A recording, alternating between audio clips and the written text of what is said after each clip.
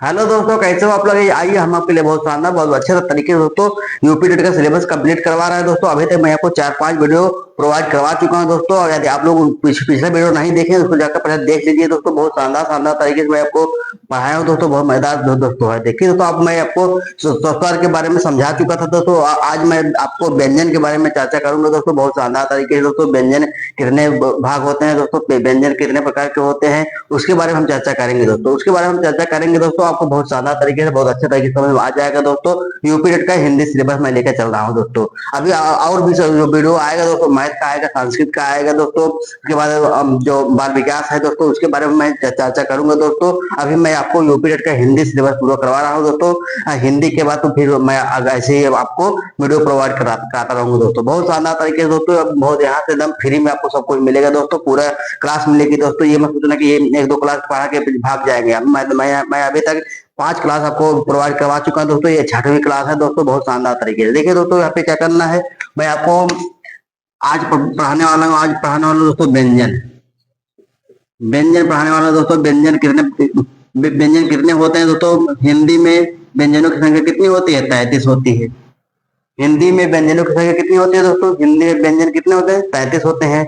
हिंदी में स्वरों की संख्या कितने होते हैं? 11 होते हैं। मैं आपको बताया पिछली वीडियो में, यदि आप लोग उसको नहीं देखे पहले जाकर देख लीजिए दोस्तों। स्वर के बारे में चर्चा कर चुका हूँ दोस्तों। आज आज व्यंजन की पारी है दोस्तों।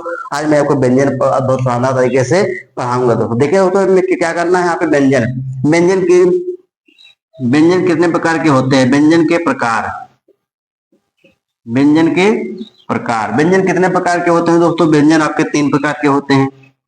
व्यंजन आपके कितने प्रकार के होते हैं? व्यंजन आपके 3 प्रकार के। कौन कौन व्यंजन होते हैं दोस्तों? स्पर्श व्यंजन। कौन कौन से व्यंजन? स्पर्श व्यंजन हो गए दोस्तों। क्या होगा? स्पर्श व्यंजन। उसके बाद दूसरा कौन सा है दोस्तों? दूसरा आपका है अंतस्थ व्यंजन। कौन सा व्यंजन है दोस्तों? अंतस्थ व्यंजन। अंतस्थ व्यंजन है दूसरा आपका, अंतस्थ व्यंजन है।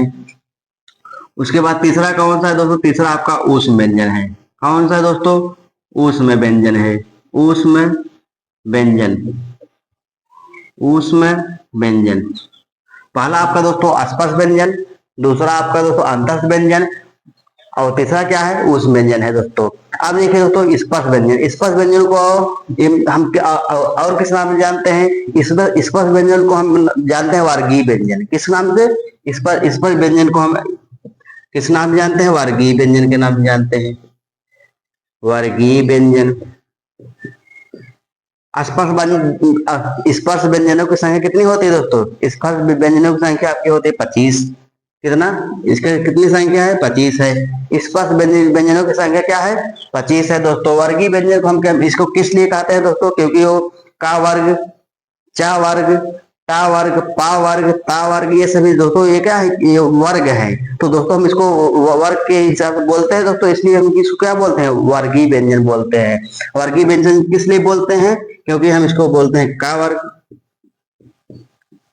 फिर उसके बाद क्या बोलते हैं दोस्तों? चा वर्ग। उसके बाद क्या बोलते हैं दोस्तों? चा वर्ग के बाद आता है आपका टा वर्ग। उसके बाद आता है ता वर्ग। उसके बाद आता है दोस्तों पा वर्ग। पा वर्ग, का वर्ग, चा वर्ग, टा वर्ग, ता वर्ग, पा वर्ग, ये क्या है? वर्गीय व्यंजन है दोस्तों। उसके बाद आपका आता है अंतस्थ व्यंजन। अंतस्थ व्यंजनों की संख्या कितनी है? अंतस्थ व्यंजनों की संख्या दोस्तों आपके 4 है। कौन कौन से दोस्तों? या, रा, ला, वा। या, रा, ला, वा, ये क्या है? अंतस्थ व्यंजन है दोस्तों। या, रा, ला, वा, ये क्या है? अंतस्थ व्यंजन है। और ऊष्म व्यंजन। ऊष्म व्यंजन देखिए दोस्तों, ऊष्म व्यंजनों की संख्या कितनी है? ऊष्म व्यंजनों की संख्या आपके है 4।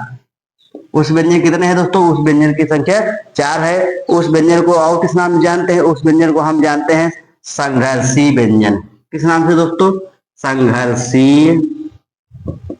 संघर्षीय व्यंजन के नाम से जानते हैं।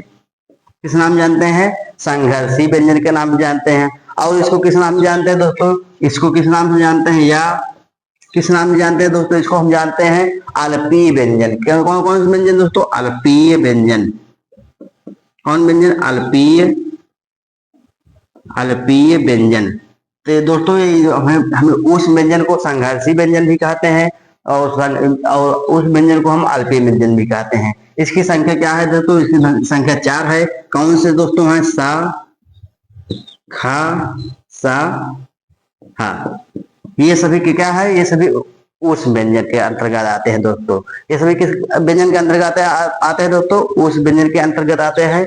और ये अंतः व्यंजन है, 4 है दोस्तों, या अलावा ये अंतः व्यंजन होते हैं। आसपास व्यंजन या वर्गीय व्यंजन 25 है दोस्तों। का वर्ग, चा वर्ग, ता वर्ग। जैसे का से लेकर अंग तक का क्या होता है, का वर्ग होता है। चा से लेकर इंग्या तक क्या होता है, चा वर्ग होता है। टा से लेकर अड़ा तक क्या होता है दोस्तों, वो क्या होता है, टा वर्ग होता है। पा से लेकर मा तक क्या होगा, पा वर्ग होगा। ता से लेकर ना तक क्या होगा, ता वर्ग होगा। तो दोस्तों ये आपके क्या हो गए, ये व्यंजन के प्रकार हो गए। व्यंजन 3 प्रकार के होते हैं, आसपास व्यंजन, अंतः व्यंजन, उस व्यंजन। और व्यंजनों की संख्या कितनी होती है दोस्तों, एग्जाम पूछा जाता है व्यंजन के हिंदी वर्णमाला में व्यंजनों की संख्या क्या बताइए। इन हिंदी वर्णमाला में व्यंजनों की संख्या कितनी होती है, हिंदी वर्णमाला में व्यंजनों की संख्या 33 होती है। उसके बाद आप जब पूछा जाता है आपके एग्जाम में उस व्यंजन कितने होते हैं, आप बताओगे 4 4 होते हैं। अंतः व्यंजन कितने होते हैं, बताओ 4 होगी। आसपास व्यंजन की संख्या कितनी होती है, आप बताओ 25 होते हैं। ऐसे कोई एग्जाम में पूछा जाता है, बहुत ज्यादा हार्ड क्वेश्चन नहीं आते हैं दोस्तों यूपीटर में, बहुत आसान क्वेश्चन आते हैं दोस्तों। आप लोग एक बार इसको देख लोगे तो आपके दिमाग में सेट हो जाएगा सब सब दोस्तों, मजा आ जाएगा। किसी भी एग्जाम बैठोगे आप लोग यहाँ से क्वेश्चन जरूर फंसेगा दोस्तों, धुआं धुआं करके आओगे दोस्तों। फिर उसके बाद आपका आता है दोस्तों, यहाँ पे हम यहाँ पे इसको समझाएंगे। नंबर 1 देखो, स्पर्श व्यंजन। कौन सा व्यंजन, स्पर्श व्यंजन। स्पर्श व्यंजन, स्पर्श व्यंजन दोस्तों, स्पर्श व्यंजन की संख्या क्या होती है, भाई मैं आपको बताया है। स्पर्श व्यंजन की संख्या क्या होती है, इसकी संख्या, इसकी संख्या, इसकी संख्या क्या होती है, 25 होती है। इसकी संख्या कितनी होती है, 25 होती है। इसकी संख्या कितनी होती है, 25 होती है। इसे और किस नाम जानते हैं, इसे हम वर्गीय व्यंजन के नाम जानते हैं। इसे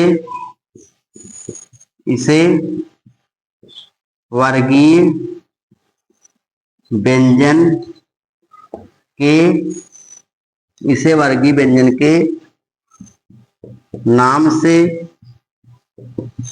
जाना जाता है। इसे वर्गीय व्यंजन के नाम से भी जाना जाता है। स्पर्श व्यंजन किसे कहेंगे दोस्तों, जैसे हम कोई का से लेकर माँ तक कोई भी वर्ड बोलते हैं तो हमारे मुंह में कहीं न कहीं वो क्या करता है, वो टच करता है, छूता है। तो इसीलिए क्या होता है, स्पर्श में क्या छूना होता है। तो जब हम लोग बोलते हैं कहीं न कहीं हमारे मुंह में क्या, जो हमारी जीभ है दोस्तों कहीं न कहीं वो टच करती है, तो उसी को हम बोलते हैं स्पर्श। जैसे हम बोलते हैं का बोलते हैं तो क्या होता है, कंठ, यहाँ से कंठ से आवाज आती है।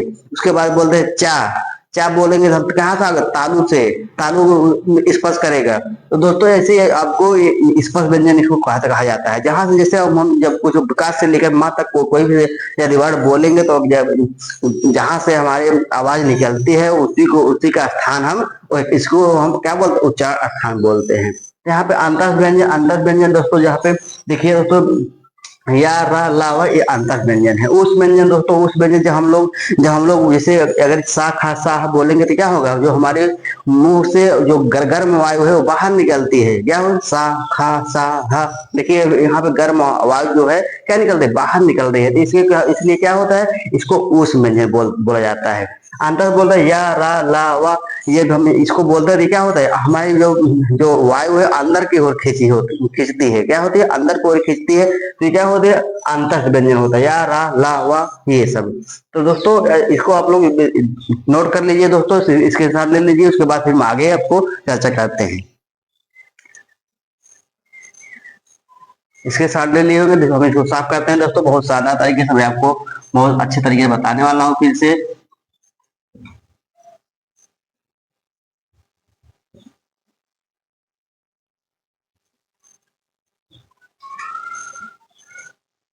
तो दोस्तों आप लोग समझ गए होंगे व्यंजनों की संख्या कितनी होती है, 33 होती है। स्पर्श व्यंजन होते हैं, उसके बाद क्या होते हैं, अंतः व्यंजन होते हैं, उसके बाद क्या होते हैं, उस व्यंजन होते हैं। स्पर्श व्यंजनों की संख्या 25 होती है, अंतः व्यंजनों की संख्या 4 होती है, उस व्यंजन की संख्या क्या क्या होती है, 4 होती है दोस्तों। तो अगले आगे देखिए हम इसको वर्गीकृत करते हैं। देखिए यहाँ पे जैसे हम लिख दिए का वर्ग, क्या है, का वर्ग, चा वर्ग, टा वर्ग,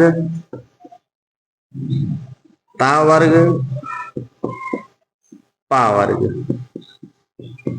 वर्गों की संख्या कितनी है? 1 2 3 4 5। वर्गों की संख्या कितनी है दोस्तों? वर्गों की संख्या आपकी 5 होती है। तो यहाँ पे का वर्ग में क्या आता है? का आता है, खा आता है, गा, घा, अंगा। उसके बाद इसमें चा वर्ग में क्या आएगा? चा आएगा, छा आएगा, जा, झा, इया। क्या आएगा? इया आएगा।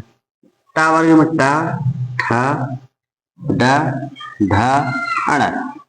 उसके बाद क्या आता है दोस्तों? ता, था, दा, धा, ना, पा, हा, बा, भा, मा।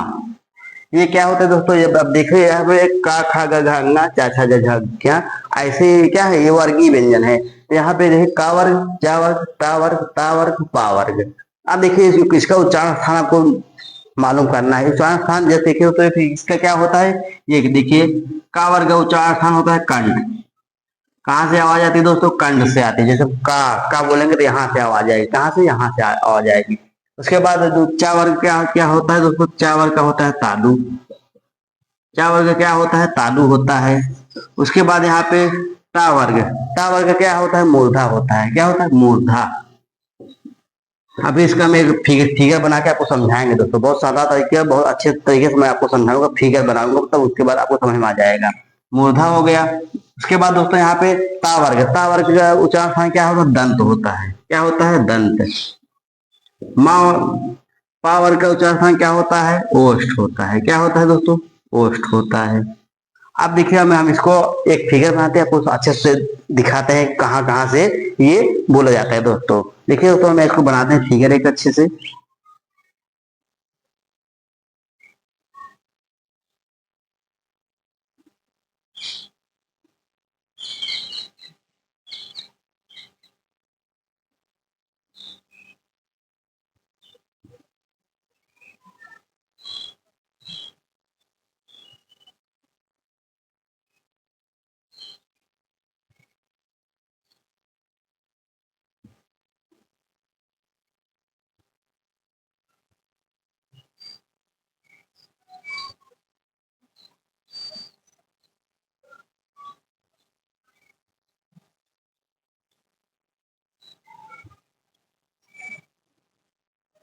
ये इसकी आंखें हो गई। क्या हो गई? आंखें हो गई। ये इसके बाल हो गए यहाँ से। ये इसके कान हो गए यहाँ से। अब देखिए इसमें, अब इसको हम इसको दर्शा, देखिए यहाँ पे दोस्तों ये नाक है। नाक को क्या बोलेंगे? नासिका बोलेंगे। नाक को क्या बोलोगे दोस्तों? नाक को बोलोगे नासिका। उसके बाद यहाँ पे दांत है। ये क्या है? दांत है। दांत को क्या बोलोगे दोस्तों? दंत बोलोगे। दांत को क्या बोलोगे? दंत बोलोगे। दांत को क्या बोलोगे दोस्तों? दंत बोलोगे। उसके बाद क्या करना है? यहाँ पे देखिए तालु। ये तालु कहाँ होता है? तालु जैसे ये हमारे जगह मुंह है ना, मुंह में ऊपर वाला भाग, मुंह का जो जो दांत है, दांत के ऊपरी वाला भाग वो क्या बोलो? तालु होता है। यहाँ तालु कहाँ होगा? ये देखिए यहाँ पे, ये यहाँ पे ये पूरा भाग क्या होगा? तालु होगा। ये क्या है? तालु। ये क्या है दोस्तों? तालु है। आप देखिए दोस्तों और क्या होता है? यहाँ पे देखिए, यहाँ पे कंठ। कंठ कहाँ पे है? कंठ यहाँ पे है। कंठ कहाँ पे है? कंठ, कंठ, कंठ यहाँ पे है। ये वाला भाग, ये हमारा कंठ है दोस्तों। क्या है दोस्तों? ये हमारा कंठ है, कंठ। अब देखिए यहाँ पे ओष्ठ। ये ओठ का है, ओठ है। क्या है? ये ओठ है, ओठ है। ओष्ठ, ओष्ठ। उसके बाद क्या आता है दोस्तों? यहाँ पे देखिए, ये यहाँ पे अगर जीभ होगा, ये क्या होगा? जीभ। यहाँ ये इधर इधर पूरा भाग जीभ होता है ऐसे। तो यहाँ पे ये क्या है? जीवा, जिह्वा मूल है। क्या है? जिह्वा, जिह्वा मूल।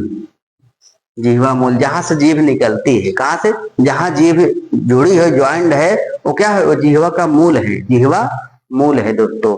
अब देखिए मूर्धा। मूर्धा क्या होता है दोस्तों? मूर्धा जैसे यहाँ पे ये जीभ है, अगर यहाँ पे, यहाँ से यहाँ तक आई है, ये जीभ जो है दोस्तों, अगर यहाँ से यहाँ तक, ये जीभ का आगे वाला भाग। जीभ का कौन भाग? जीभ का आगे वाला भाग। जीभ का आगे वाला भाग क्या होता है दोस्तों? मूर्धा होता है। क्या होता है? मूर्धा होता है। जीभ का आगे वाला भाग क्या होता है? मूर्धा होता है। तो हमने अब आपको बताया नासिका, नाक वाला भाग नासिका। यहाँ पे ये वाला भाग दोस्तों तालु, और यहाँ पे ये जीभ का जो जहां जीभ जुड़ा है वो क्या है, जीवा मूल है। और ये जीभ का सबसे आगे वाला भाग क्या है, मूर्धा है। उसके बाद यहाँ पे देखिए दोस्तों ये वाला, ये ओठ, ओष्ठ हो गया। दांत जो दिख रहा है दंत हो गया। यह वाला कंठ हो गया दोस्तों। आपको इसको ऐसे इसको दिमाग में सेट कर लेना है दोस्तों, ऐसे इसको करना है दोस्तों। तो आप लोग इसको बना लीजिए दोस्तों, उसके बाद फिर हम आगे और चर्चा करते हैं। स्क्रीनशॉट ले लीजिए जल्दी जल्दी दोस्तों। चलिए हम इसको साफ करते हैं। आप लोग स्क्रीनशॉट ले लिए होंगे।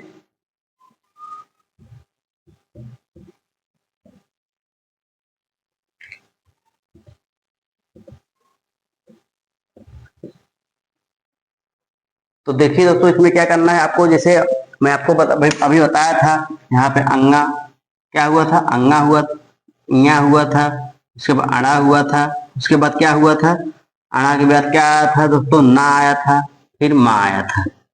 ये सभी क्या होते हैं, ये सभी क्या होते हैं, इसको हम क्या बोलते हैं, इसको हम बोलते हैं पंचमाक्षर। क्या बोलते हैं, पंचमाक्षर बोलते हैं, पंचमाक्षर बोलते हैं। पांचवा अक्षर, पंचमा अक्षर मीन तो क्या होता है, पंचमाक्षर मीन होता है तो पांचवा अक्षर होता है। क्या होता है, पांचवा अक्षर होता है। पंचमाक्षर में क्या होता है, पांचवा अक्षर होता है। तो अंगा, इया, अड़ा, ना, मा को हम क्या बोलते हैं, पंचमाक्षर बोलते हैं। तो दोस्तों इसको पंचमाक्षर को क्या बोलते हैं, पंचमाक्षर का मात्रिक रूप क्या होता है, पंचमाक्षर का मात्रिक रूप जो होता है अनुस्वार होता है। आप लोग इसको नोट लगा के लिख लीजिए दोस्तों, नोट लगा के लिख दिए पंचमाक्षर, पंचमाक्षर का मात्रिक रूप क्या होता है, अनुस्वार होता है। क्या होता है, अनुस्वार होता है। क्या होता है, अनुस्वार होता है। पंचमाक्षर का मात्रिक रूप क्या होता है, अनुस्वार होता है। पंचमाक्षर का मात्रिक रूप क्या होता है, अनुस्वार होता है। अब यहाँ पे एक नोट और है दोस्तों, यहाँ पे एक नोट और है दोस्तों, चा, छ, जा, झा क्या होता है दोस्तों, जो चा वर्ग का जो है, चा, छ, जा, झा जो है दोस्तों, ये क्या है, ये चारों वर्ण दोस्तों संघर्षी अस्पर्शी व्यंजन कहलाते हैं दोस्तों। चा, छ, जा, झा, चा, छ, जा, झा जो है क्या है, ये चारों संघर्षी क्या है, संघर्षी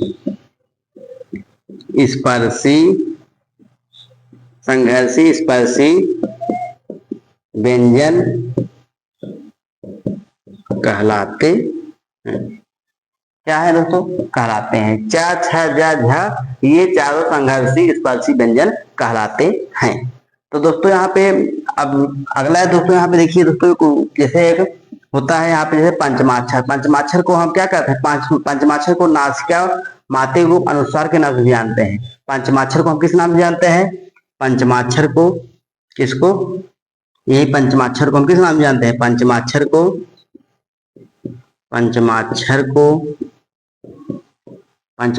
नासिका, पंचमाक्षर को किस नाम जानते हैं, पंचमाक्षर को नासिका। इसको हम और किस नाम जानते हैं, मात्रिक रूप, पंचमाक्षर को नासिका और मात्रिक रूप। उसके और इसके एक नाम और है दोस्तों, क्या है, अनुस्वार।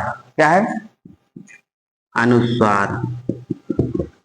अनुस्वार के नाम से जानते हैं। अनुस्वार के नाम, पंचमाक्षर को नासिका मात्रिक रूप अनुस्वार के नाम से भी क्या है, जानते हैं दोस्तों। इसको आप लोग ऐसे इसको दिमाग में सेट करिए दोस्तों, बहुत अच्छे से आपको ये समझ में आ जाएगा। आपको जितना मैं पढ़ा दे रहा हूँ दोस्तों, जितना मैं बता रहा हूँ दोस्तों, यहाँ से क्वेश्चन आपके यूपी टेट में आएगा, यहीं से क्वेश्चन यूपी टेट में आएगा दोस्तों। आप लोग देख लेना, यहाँ से कहीं भी बाहर नहीं जाएगा दोस्तों। बहुत ज्यादा पढ़ा रहा हूँ दोस्तों, बहुत अच्छे से पढ़ा रहा हूँ दोस्तों। यही आप तैयार कर लोगे दोस्तों, यहाँ से क्वेश्चन आते रहते हैं, हमेशा क्वेश्चन आया हुआ क्वेश्चन है दोस्तों। आप लोग इसको कर आओगे दोस्तों। आज इतना ही दोस्तों, फिर अगला वीडियो मैं आपको लेकर आऊंगा बहुत शानदार तरीके से दोस्तों। तो धन्यवाद, जय